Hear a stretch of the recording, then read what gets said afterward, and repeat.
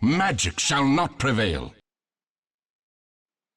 Yo, what is up? It's Mini TV here, coming at you again with another video. I hope you're all doing well because of coronavirus, keeping isolated, social distancing, all that jazz. Today, I got some more content for you. Been waiting to do this video for a long time. It's really special. It's going to be an Immortal Way video on my favourite hero, my signature hero, and it is going to be on Magina himself, Antimage. Hero is, I think, really good this patch. There is some other good heroes, but right now I think the hero is really nice with the buff to Battle Fury. And I think if you play this hero well, you can win and carry your games very, very easily. So, without further ado, guys, let's jump into it. So, guys, this is the game I wanted to show you. So just quickly, obviously with the new patch, I want to talk to you kind of a little bit about like drafting, like Antimage, when to pick him, when to play him, for example. So before, I think actually Antimage was a little bit more hurt or nerfed in the previous patch, because Antimage is a hero that can be easily countered, both from a carry perspective, like the enemy carry or the enemy mid, for example. In this patch, obviously, where you normally pick both carries at the same time, because normally like this patch you normally will always leave the mid for last pick normally, so you'll end up picking fourth, which means really the enemy carry will pick at the same time, so they won't know that you're going to be picking Antimage. And in this case I picked Antimage, the other hero picked Wraith King, so in some ways it kind of favors me, because Antimage is slightly favored against the Wraith King matchup, because obviously I can drain his mana, stop him from ulting until he gets level 20. When he gets level 20, it's a bit harder because he has 2 lives, I only have 1, and Wraith King does a lot of like damage, which is physical damage is kind of something that Antimage does struggle with.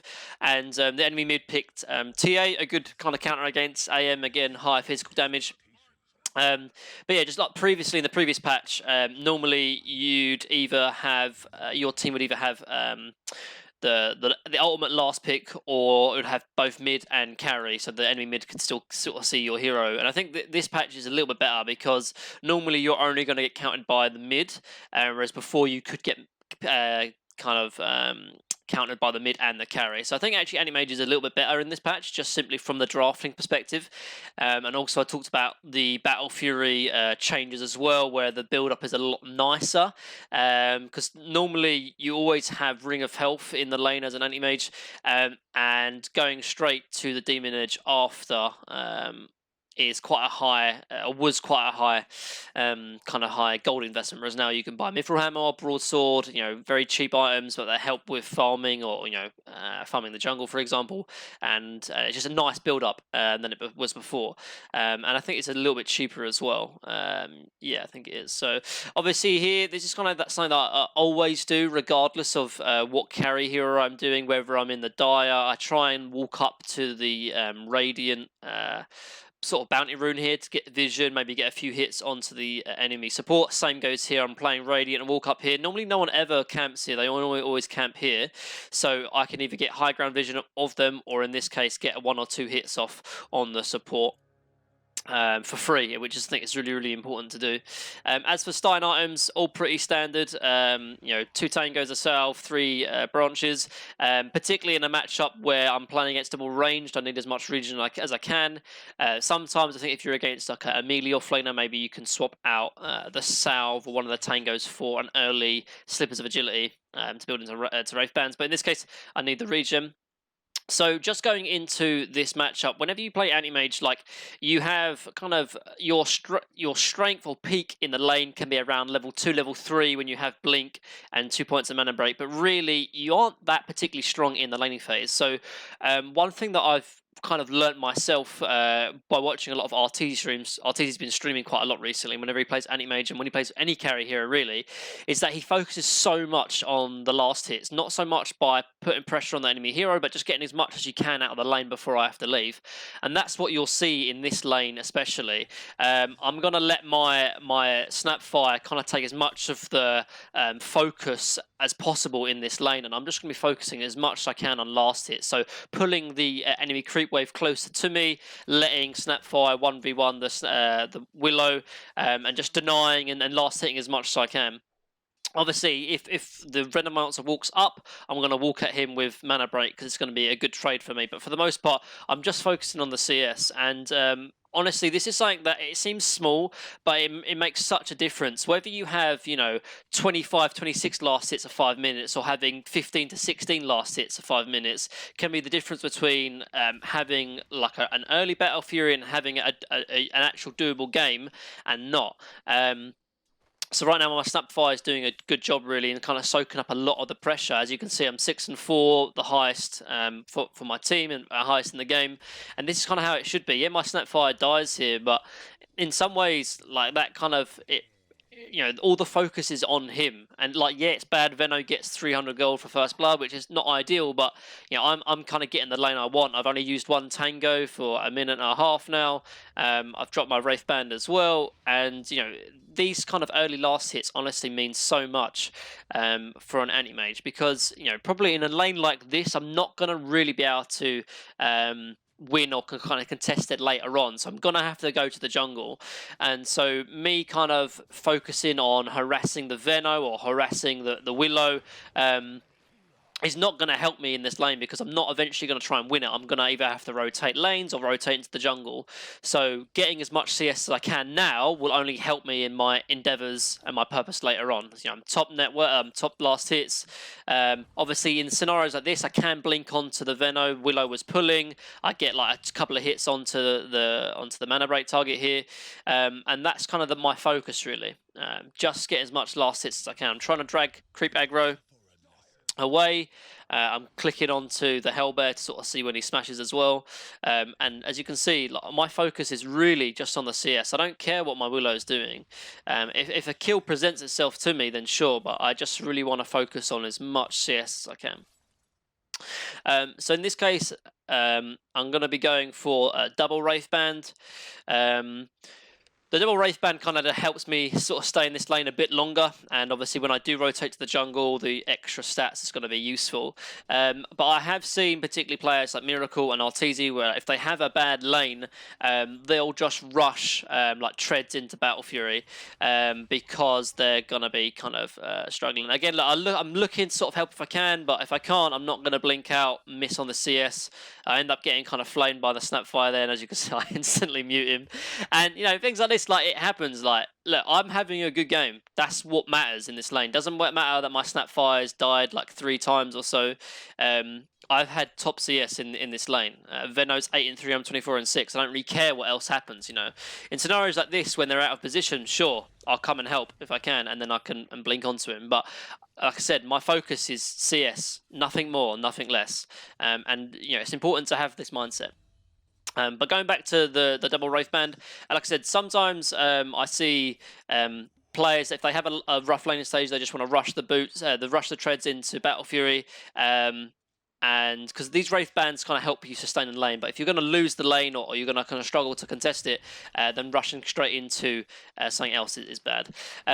I end up kind of getting a bit aggressive here. Like, in some ways, I get a little bit kind of tilted by the Snapfire. My Snapfire's kind of been flaming me, like saying, "Why you're not helping me in lane?" But in some ways, my job isn't to help my support. My support's there to help me, and he's been helping me. I'm 26-7. But because he wants me to kind of get kills, get involved, I end up getting a bit too aggressive in the next coming minutes, and I end up paying for it. And I end up dying, actually.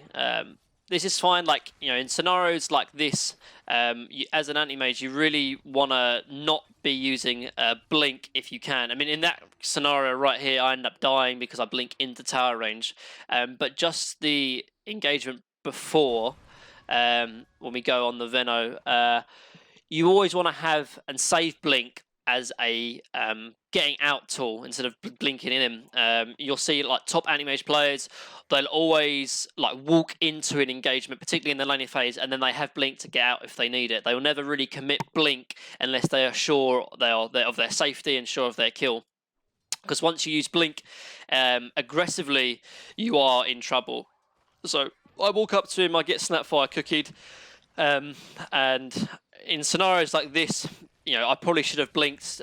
Instead, I blinked in front of him, blinked into tower range, get hit 2-3 times by tower, I end up dying to the Willow, and as a result, I die, and that's just kind of shows that whenever you use blink aggressively, you can get turned around upon. But it's not so bad. Like I said, I've got good CS. I'm still like nearly top net worth, which is good. Obviously, a bit over aggressive, and like I said, it kind of veers away from my purpose in the lane, which is just to get CS and get as much as I can before I end up having to leave. But finally, going back to the point I wanted to talk to you about, which is the tread swing. So, obviously, I've seen carry Antimage maybe go one Wraith Band into treads, because the double Wraith Band is really good just if you want to kind of test the lane, but it does slow down your Antimage, the Battle Fury timing, and the Battle Fury timing really is the focus of what you want to be doing as an Antimage.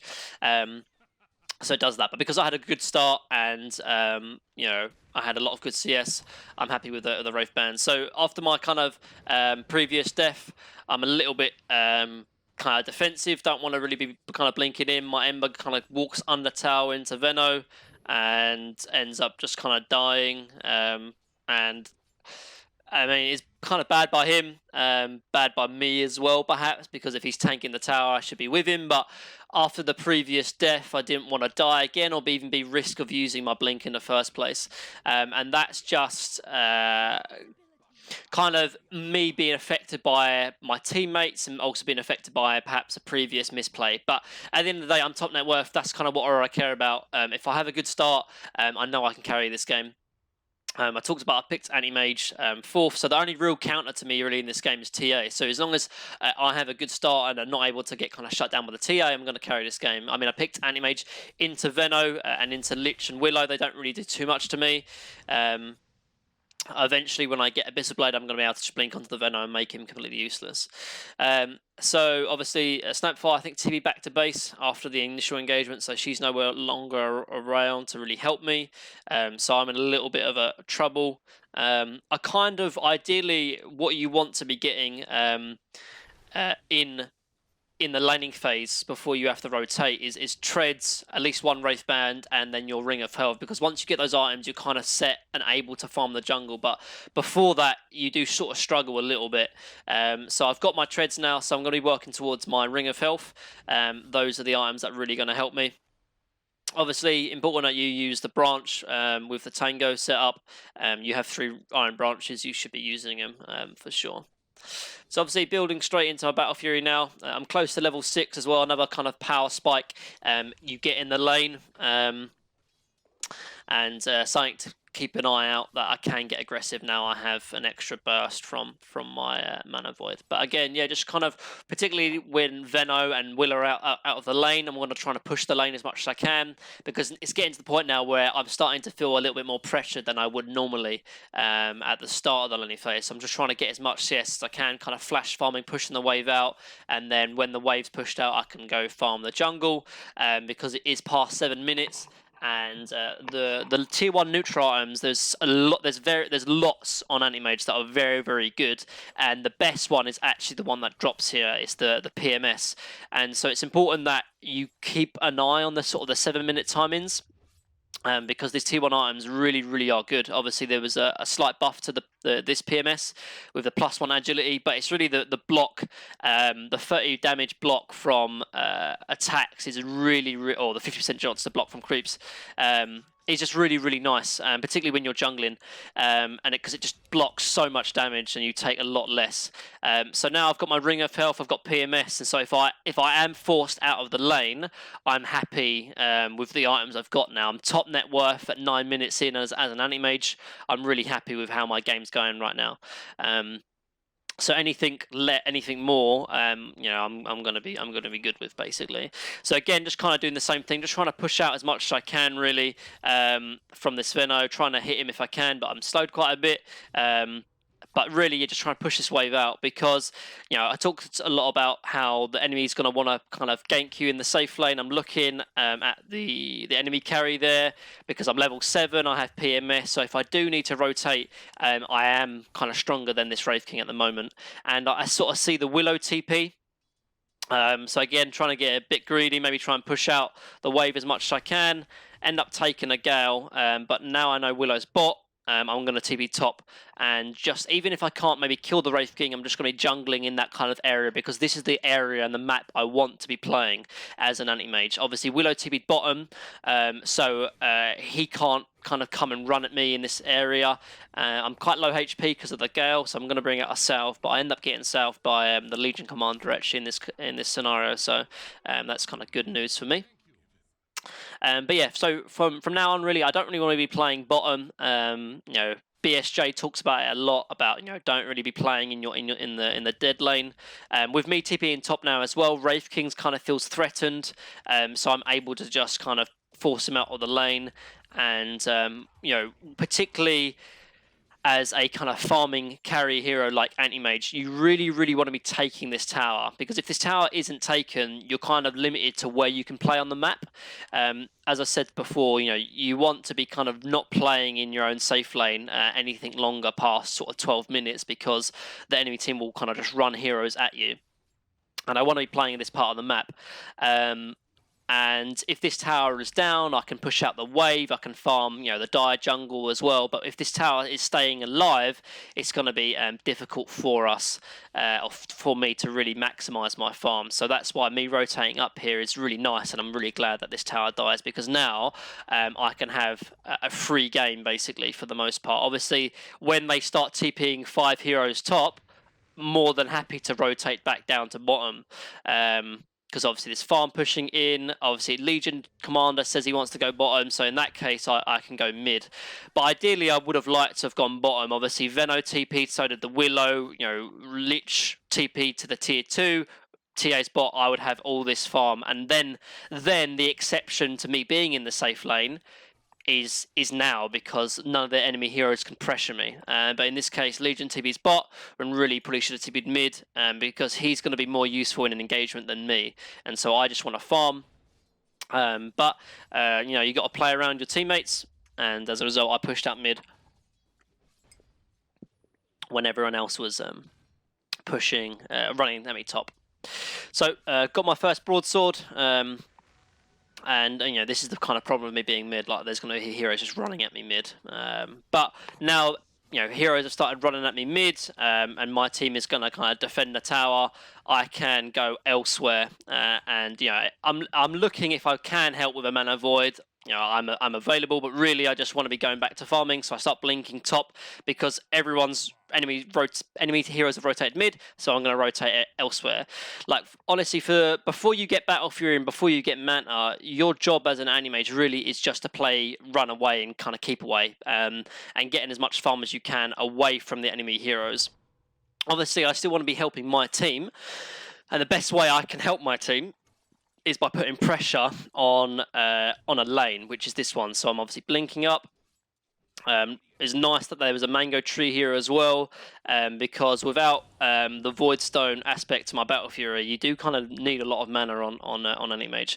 So look, there's a big engagement happening mid, but obviously I'm not going to be involved in that. I'm going to be helping my team by pushing out this tower, pushing out this wave, pressuring this tower, so much so that I hope one of the enemy heroes will TP top, and then the engagement mid won't be as bad because of the fact that the enemy heroes TP top. But if they're not going to do that, I'm going to put pressure on this tower. And one thing I've learned a lot actually from watching a lot of RTG replays recently is that when you are pressuring this tier 2 tower, whether you are Radiant or whether you are Dire, as you can see there's Lich pinging me out and Veno's walking to me top, is you push in the wave, but instead of actually hitting the tower, you just keep on kind of maximizing your farm. As you can see, I TP top, but to the my tier 1 here. I just want to talk about this point quickly. Instead of hitting this tower, like particularly right now, early on in the early game, I do very little damage to towers. So it's actually better for me to actually maximize my farm than it is to kind of hit the tower. Obviously, me pushing in the wave, my creeps will be hitting the tower and the tower will be taking damage anyway. But it's better for me to maximize my farm by maybe farming this camp, maybe farming behind the tower. And also it's a little bit safer as well, because if a enemy hero TP's, you know, behind the tier 2 here, they can go on me, where it's a lot harder for them to go on me if I'm here, because I have vision here or vision here. And overall, it's just better for my farm efficiency as well. It's better to me to farm this camp than to hit this tower 2 or 3 times, for example. Obviously, when I'm higher net worth and have more items, then yeah, I can hit towers and I'll actually do damage to it. But right now, I'm in kind of mode farm where I just want to farm my Battle Fury as fast as possible, and I'm getting there slowly. I'm still sort of top net worth for my team. I'm kind of happy where I'm going. Obviously, I'm a little bit more delayed on my Battle Fury because I got 2 Wraith Bands instead of perhaps 1.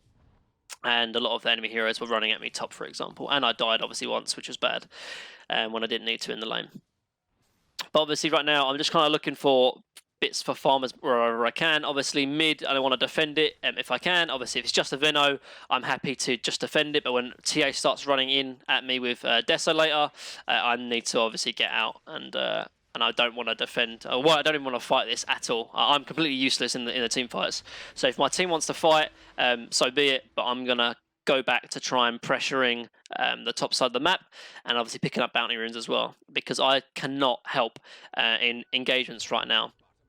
I'll need at least mana before I can start participating, and just having that mindset of I am not helping my team until that moment is the right attitude, because at these engagements right now, 15 minutes, my team dying here and there, they don't actually mean that much, because the enemy team can't get that much of an objective out of these kills. Obviously, 30-40 minutes into the game, where respawn timers are longer, they have more items to do kind of damage to our towers. That's when these deaths are kind of important. But these early game deaths really don't mean that much. So even though I'm not helping them, even if I could, it doesn't matter so much, because they're not able to get that much of an objective out of it. Yes, they might pressure the tier 2 a little bit, but they're not going to be pushing racks. Because my heroes are already up and defending, and it looks like they're not even going to get the tier 2 anyway. So again, I'm just kind of trying to rush my Battle Fury. Wraith King's pushing out top, so I can't really pressure him at this stage right now. Perhaps I could.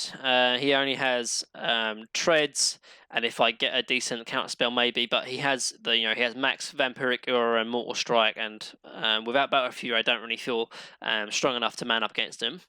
And I don't want to be pushing or TPing bot, particularly at this point, because I've talked about how bad TPing to your safe lane is, because it limits your impact as a carry hero, because you're kind of forced in this area. They have good vision here, they can just run at me and I can't do much about it.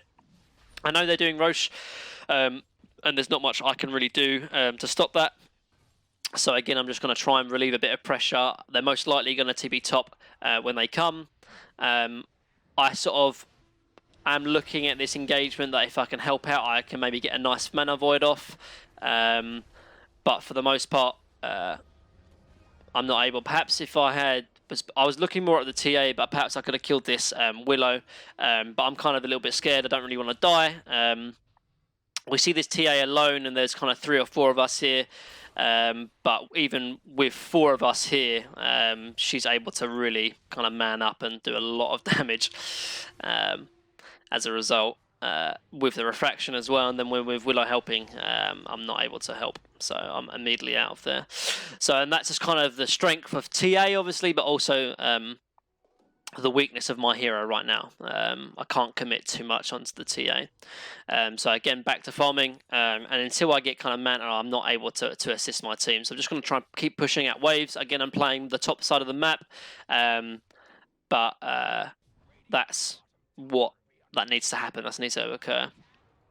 Obviously, Veno TB's top, and when Veno TB's top, I can relieve pressure on my tier 2. So I talk about how TPing to my you only want to be TPing to your safe lane tower or being in the dead lane to relieve pressure. I don't want to be kind of pushing up to the tier 1 to the tier 2, because it's a very dangerous part of the map to me. But I can relieve pressure because it's very difficult for them to actually kill me. They have no decent initiation. Yes, there's a blink from TA, but there's no like instant stun. Obviously, Wraith King doesn't have a blink, and Willow doesn't have the range to really get me.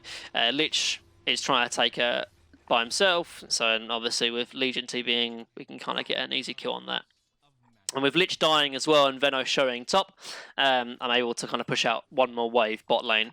And that's kind of the idea of my hero. Either I'm creating pressure in the off lane, or I'm relieving pressure in the safe lane. I don't want to be just kind of AFK farming creeps if the lanes are in a bad position. Obviously, right now, Wraith King ends up TPing bottom, so I know that top lane can then be pushed out again by me. The whole idea of Antimage is kind of just trying to delaying because I'm going to be farming faster than the Wraith King. So the longer this game goes on, and as long as I can kind of get my items, I'm going to be in kind of a better position than him. So obviously I have TP and cooldown for 8 seconds, and Venno sort of showing top. Wraith King's no longer bot, so I can push out one more wave. And it's all about like how many waves can I get away with before I start, being threatened or being in trouble kind of thing. And you should always really be thinking about waves when you play Antimage, because that's kind of the strength of your hero. You have so much mobility with your blink that it's really important that you keep waves pushed out as much as you can, and it's more important than just farming regularly in the jungle, for example. So Wraith King showed up bottom, I can TP top, and then start putting pressure on this tier 2. And now this is the point where I really need to communicate with my team, because I've TP'd top, and there's heroes showing mid. So I sort of say to them, obviously I can't contribute to any engagement, I don't have a TP, but what I'm going to try and do, as you should be doing whenever you play Antimage, is by putting pressure onto the tier 2 tower so that it forces a rotation out from an enemy team. Obviously in that case, and this is a small efficiency thing where I farmed out the wave, then blinked into the jungle, and then I can go back immediately to the second wave that's coming. Small efficiency plays, but it allows me to get an extra creep camp while still putting pressure on the lanes. But going back to pressuring towers, so obviously the best thing I can do, because I'm not strong enough to engage in team fights, is that I can try and make the eventual team fight that's going to happen mid a potential 4-on-4 by forcing a TP reaction top. And if they don't TP top, then I'm going to get a tower and at least kind of get some kind of gold for my team, which is almost similar to a hero kill. In this essence, this is why 30 seconds ago, with me pushing out bot, Wraith King TP bot. And so now this engagement is equal or fair in terms of my team. It's a 4-on-4 because both of the carries are not involved. However, if I'm not pushing out bot lane or I'm not pushing in top, and I'm just farming the jungle kind of in AFK mode, what that means is that the lanes will be in an okay position for the enemy team to then send 5 heroes to take a team fight. And when your team are fighting 4 versus 5, that's when the numbers advantage or disadvantage is going to be so severe that your team are going to keep wiping in the team fights. As you can see, I haven't engaged really in any team fight for 20 minutes, and yet the net worth is only 1,000 ahead of them, and that's because of me pressuring lanes. So that's kind of the mindset of Antimage, and that's really important why you have good use of TPs and good presence of laning as well. So Wraith King TP's top. Now it's still a 4 versus 4 or a 3 versus 3 because both supports are dead, but now I can look at perhaps potentially looking to help out, even if it's just with a simple mana void. So looking at this Venno, I end up over blinking and kind of getting away here. Venno ends up trying to do something, really big misplay from him, and I end up getting mana void over him. So yeah, it's like, I'm not really engaging in this team fights, but if I can show up and use a mana void, I'm going to do it. But again, straight back to kind of pressuring lanes and relieving pressure whenever I can. So in this case, I end up trying to just pull out mid. I see the Willow TPing mid, and I know that TA has a blink as well, but I just want to kind of clear this wave because they had a catapult wave. But other than that, I'm going to go straight back to pressuring lanes. I end up going back to base here just because I was kind of low on mana, a bit low on health as well, and I didn't also know where I wanted to be. I didn't want to kind of go bottom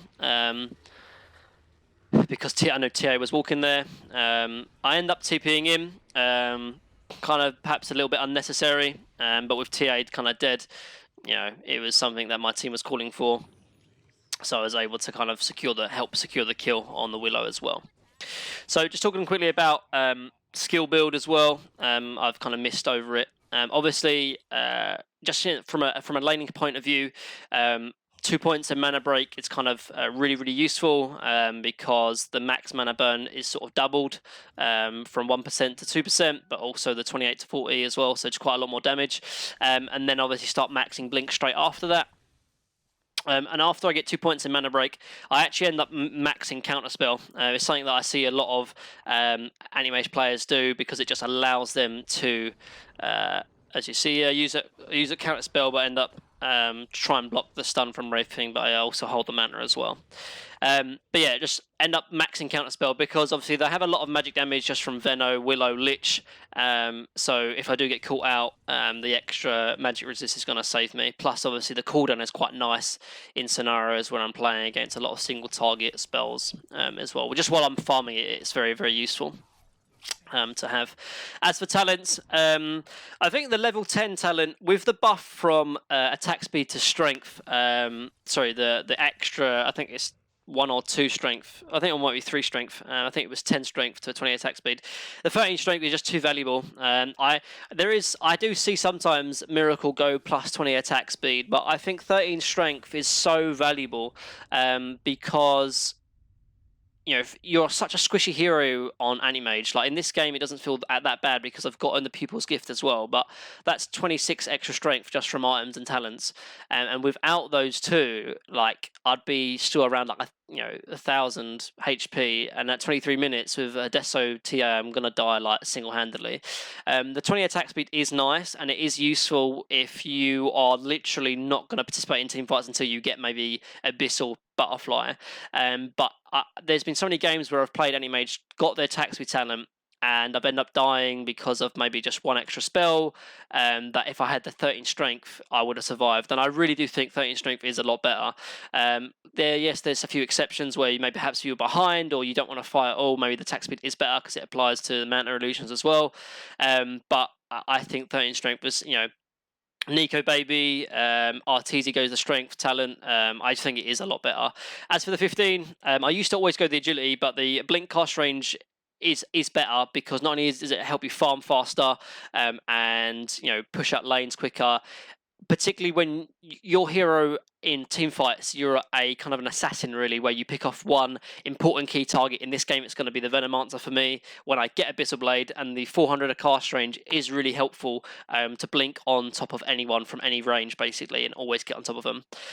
So I think those 2 talents are kind of a must. Perhaps, really, I think 10, 15, and 20 are always the same. 13 strength, 400 blink cast range, and minus 2.5 second blink cooldown. Because the blink uncontrollable illusion is trash, because the illusion is where you just blinked from, not from where you blinked to. As for the 25, I think both are good, just depending on the scenario. But as for this kind of team fight here, obviously I've got Manta now, so I'm able to assist in a team fight if needed. But I still need to be wary of TA's positioning, because if I blink in near TA, I can end up dying because I don't have the 20 talent yet. But in this case, TA is above. In this case, he hadn't used blink, and that's where I'm kind of wary of perhaps getting done by TA. And luckily, obviously, the 13 strength plus the Pupil's Gifts allows me to survive. But I still am in danger of getting TA'd. Just from the pure physical damage, so I need to be wary of his positioning, but also looking at the mana pools of other heroes. In this case, Lich had low mana, end up getting a double kill onto them. And with mana, I'm able to give me some kind of protection. So obviously, if I get stunned or if I get Willow E'd, I have that to kind of disengage and stuff. And obviously here, kind of just waiting to sort of see if Wraith King is alone. Obviously in this case he's not, so we need to kind of just back out because we can't man up because they are too strong right now. But obviously now I've got Manta, I can engage. I'm a little bit more slippery, and in this case it was good that I got involved in the team fight because lanes weren't in a good position. The enemy carry hero was there, so I had to kind of join to make it a 5 versus 5 instead of it being a 4 versus 5 in that respect. So, but again, straight back to what I want to be doing, pressuring and focusing on lanes. Obviously my level 20 talent minus blink cooldown, and I'm building straight into Abyssal Blade. In this game, Abyssal Blade, I mean, Manta, Battle Fury, Abyssal Blade is kind of what's the word? Predominant on kind of any Antimage games. You kind of need it regardless. But in this game, perhaps I could have went Basher into Butterfly because I'm really being only pressured by the TA and kind of a little bit from the Wraith King as well. And obviously the Butterfly will help me with that. But I kind of focused on going the Abyssal Blade just because I know when I get my Abyssal Blade, I can kill kind of any 3 of the Venno, Willow, or Lich by myself, and that kind of allows me to have more of a split pushing presence so that I can maybe pressure top or pressure bot, so much so that if one of those TPs, I can solo kill them by myself. The Butterfly option might be a bit better in a team fight engagement where there's going to be TA and Wraith King for sure. In this case, obviously, I TP in, just trying to get rid of all the mana from Wraith King so we can secure the kill on him. But still kind of just wanting to put pressure on lanes wherever I can. Obviously, I'm level 21 now. I'm feeling a lot more stronger, and obviously I'm putting more pressure on instead of. I'm no longer in kind of the farm mindset. I'm more in the kind of mindset of kind of pressuring. And as you can see, I'm kind of manning up, trying to take towers. Obviously, I still need to be a little bit wary of TA, but everyone other than TA doesn't really threaten me that much. Obviously, I see the Willow coming in, easy counter spell. And we end up getting a kill on the Willow as well as a result. But obviously, still want to be focusing a lot on the lanes. I need to relieve pressure from top and also keep pressuring on that as well. In this case, obviously, with Willow being dead and Wraith King kind of resurrecting, I just kind of want to, again, just keep putting pressure on lane. Like, that's honestly the most important thing as an anime. I've been saying it over and over again. But not only does like lanes give you the most amount of farm as well, but it allows kind of movements from your allied team as well. You know, they can go gank someone because of the pressure I'm putting on lanes, for example. We can force out better engagements. You know, there's so many different things that occur from this. So just quickly talking about items as we wait here. So I talked about like the tier 1 items. I think Poor Man's Shield is fantastic. Iron Talon I think is very, very good now that it can be used on Ancients. The Arcane Ring is a notable mention because you do kind of, particularly before you get Battle Fury, you do need a lot of mana because you're blinking everywhere, and if you do use your Mana Void, you know, you do suffer with mana a little bit. As for tier 2, I think People's Gift is one of the best. Obviously, for kind of engagements, it's really useful because you really do utilize the strength very, very well. But obviously, Ring of Aquila is very nice because not only does it give you a bit more mana regen, which I've talked about, but it also gives you the armor to nearby allies as well, which is useful for when you're split pushing and pressuring towers. Van Brace is great as well because of the added attack speed. Those are the kind of the 3. Dragon Scale useful as well because you do suffer against physical cores like TA.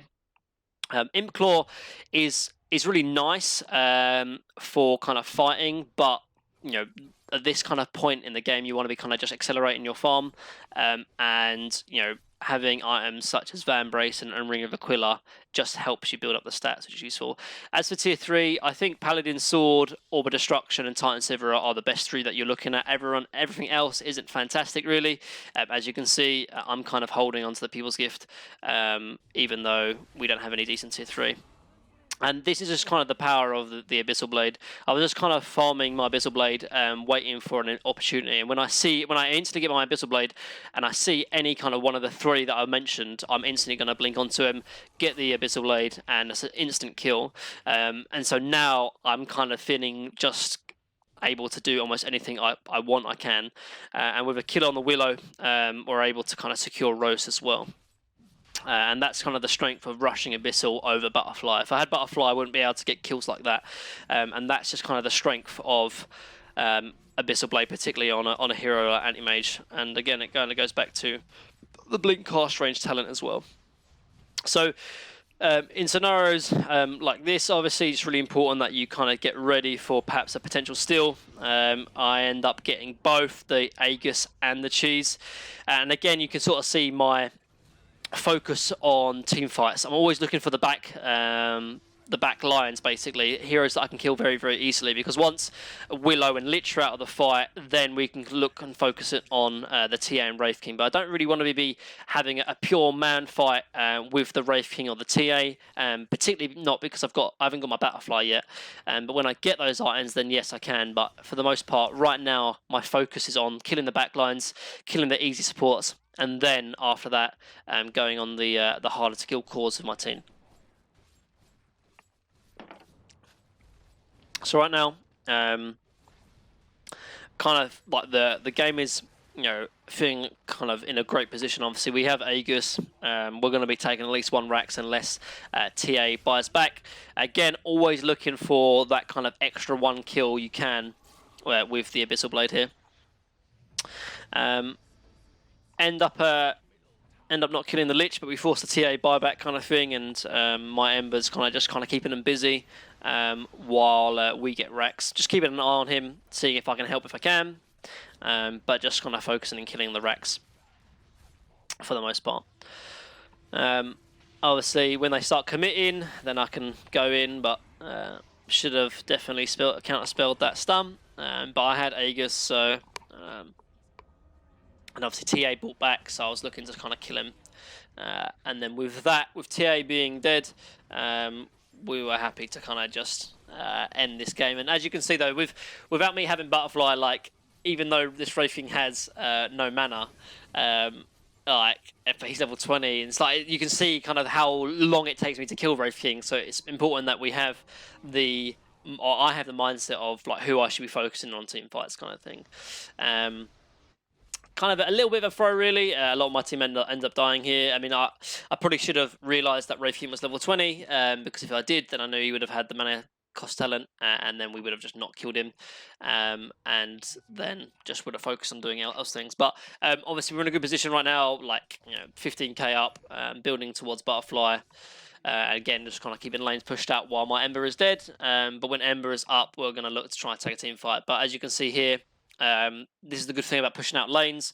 Like, no way would Venno come and defend a lane here, but if it's by his tower, then I can look to kill him, and I blink him, Abyssal Blade, and it's an easy kill.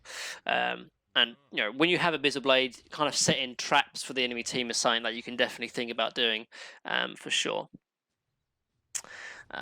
So obviously got my Butterfly now, and with Ember coming back alive, we just kind of want to take a team fight, really.